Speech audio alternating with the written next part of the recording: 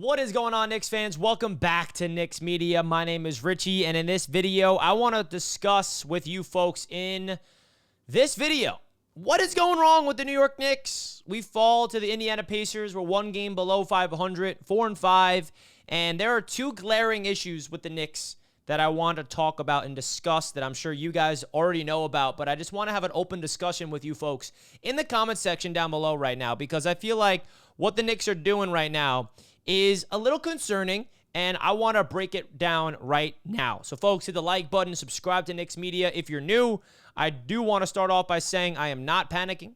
I know that it's still early in the season. I know that we're only 9 games in. This is a long, long season, and I know people that are sick and tired of hearing that, oh, it's just the beginning of the season, everything will work out. But you look at the landscape of the Eastern Conference, there's only 2 teams that's running away with it right now. The Cavaliers, who have not lost yet, and the Boston Celtics. Everybody else is pretty much right in the thick of things. So, with that being said, there are 2 glaring issues with the Knicks, okay? First thing is they got an issue in the fourth quarter. And I think the first issue connects with the second issue, right? The reason why they're having struggles, in my opinion, in the fourth quarter is because we don't have a bench. And Tom Thibodeau continues to not utilize the bench. And I know that a lot of issues is the injuries off the bench. We still don't have Mitchell Robinson. Precious Achiuwa is still injured. Cameron Payne getting injured did not help the situation. But Tom Thibodeau doesn't have the personnel to trust in the bench, which is why we're relying on our starting 5, and they're playing a lot of minutes, and they're getting gassed by the fourth quarter,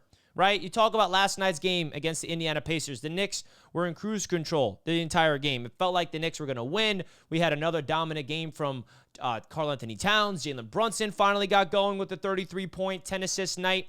But then all of a sudden in the fourth quarter, the Indiana Pacers just don't miss from 3. They score 40 points in the fourth quarter. They hit more threes in the fourth quarter than the Knicks hit in the entire game.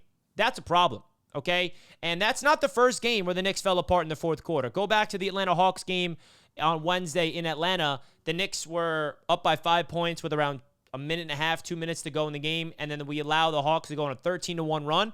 The Knicks continuously struggle in the clutch, and I think a lot of that, again, has to come to the Knicks running out of gas in the fourth quarter. Now, that is concerning because we have a long season ahead, and the one thing we need to make sure this Knicks team has is health and momentum going into the postseason. Now, there's a long way to go before we talk about the playoffs, really, but we need to figure out a way to get people off the bench to impact, and it starts with Tom Thibodeau to trust them. You look at the bench. Last night, Deuce McBride, 29 minutes. He's the only guy that actually played significant minutes off the bench. And then Jericho Sims, 9 minutes. Tyler Kolek, 2 minutes. That's not sustainable, bro. Yeah, and then you have the Indiana Pacers that are running 10-man rotations, just like running around us. You're allowing, their stars to rest in the third quarter. So when it comes to the fourth quarter, Tyrese Halliburton, Miles Turner, Siakam, all the key starters for the Pacers, they're well rested and ready to go. That's ridiculous. Okay?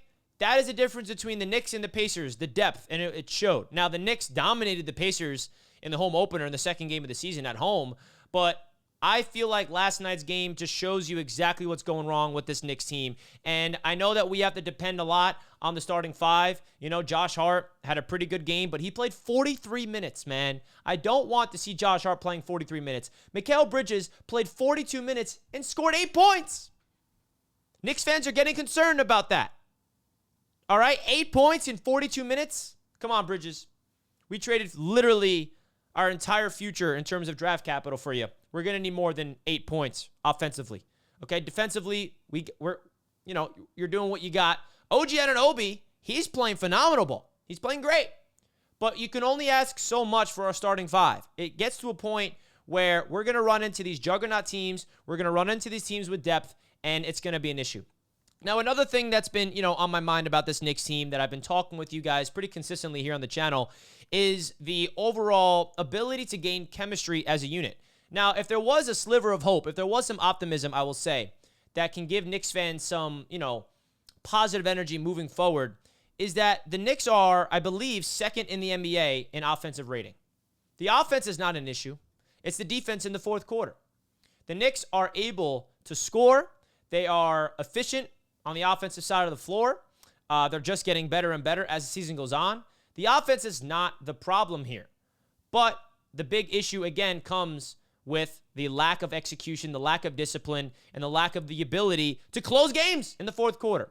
So the NBA offensive rating leaders, the number one team is the Cleveland Cavaliers with 122.4, and the Knicks are second with 120.1. And then you got the Warriors right behind them that are 8-2, and the Celtics behind the Warriors that are 9-2.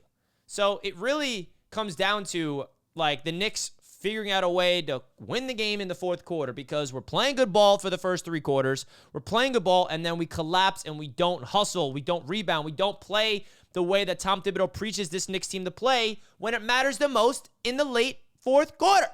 So it's frustrating, but the good thing is there's a long way to go, and I feel like now's the time to handle adversity early on in the season so we can figure out a way to come together and, get this team on the same page and go on a winning streak. We got a big test these next, 2 games, back-to-back games. Now, the first back-to-back games of the season, we're going to be going up against the Philadelphia 76ers and then the Chicago Bulls back-to-back. And then we are home against the Brooklyn Nets on Friday. So these 3 games are going to be pivotal. I would love to see them go on a 3-game winning streak, but you got to win 2 of these next 3 games minimum. So Knicks fans, if there's any concerns that you have that I'm not mentioning, you guys let me know right now in the comment section. I'm definitely curious to get your guys' thoughts because the Sixers is a team we got to be able to beat. They are struggling right now, and I feel like we are missing the guys like Mitchell Robinson desperately. Now, that's no excuse of not winning these games, but I'm telling you guys this right now. When Mitchell Robinson comes back, it's going to be a completely different team. I promise you that. Even when Precious Achiuwa comes back, Jericho Sims is an absolute liability on the court. He provides nothing positive for this basketball team. And Brian Windhorst, I believe it was, said something very interesting today on ESPN that I kind of felt. And the Phoenix Suns, he made the comparison. Last year, the Suns made a lot of trades to bring in, Bradley Beal. They made that blockbuster trade for Kevin Durant. They kind of gutted their depth. And they struggled last year, the Suns. And then they had, the opportunity to add depth this offseason. And now the Phoenix Suns have their complete roster with depth. And now they're actually executing. Now, I don't want to say that we have to wait till next season before the Knicks start playing good basketball, but the reality is the Knicks sacrificed their depth for the starting 5 that we have. We traded away Dante. I mean, the list goes on. We did not re-sign Isaiah Hartenstein. The depth off the bench is the biggest issue for this Knicks team, which is what I wanted to highlight in this video.